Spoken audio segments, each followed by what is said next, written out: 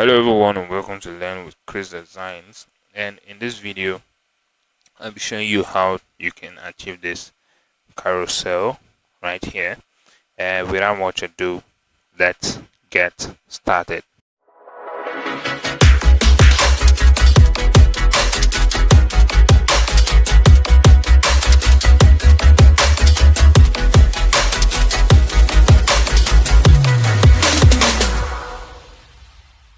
Now welcome back. So first things first, I have my carousel here. Let me quickly drag these dots, right? So it's not another component. Okay, so let's get started. Okay, so first we have our carousel 1, 2, and 3. We are going to put them in a frame selection. We are going to call it sub. Okay, clicking on the sub frame, we are going to still frame it and call it main. Okay, so next is this main. We are going to crop this main frame, not really cropping, like just dragging it to the first carousel, and we're going to click on clip content so that they'll disappear. Now we are going to make sure that the frame and these dots are centered and spaced at 10. Now we're going to frame them together, frame selection, and we're going to call it, let's just say general. Okay, gen. Now we are going to duplicate this frame, right?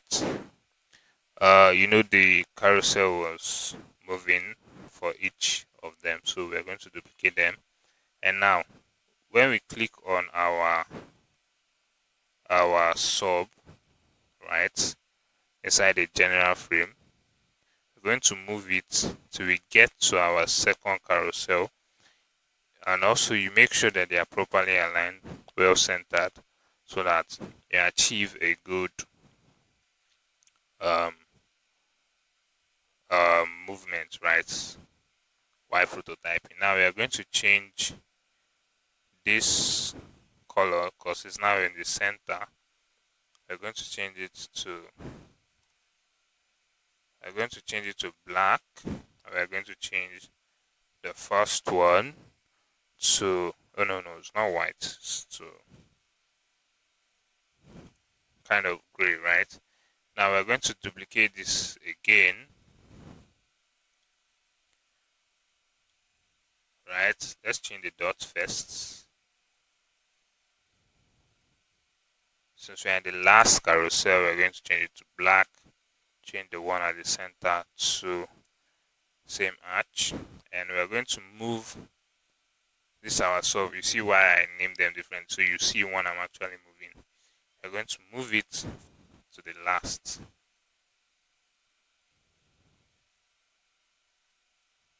Like I said, you have to make sure they are properly aligned. Now these three carousel that we've separated, now we're going to put them in create a component set, right? After creating a component set, go to prototype, you pick the first one, you drag it here to the second one. You're going to set it on after delay. We don't need to move that fast, right? Set the animation to smart animate. 600 is okay, 600 milliseconds, right?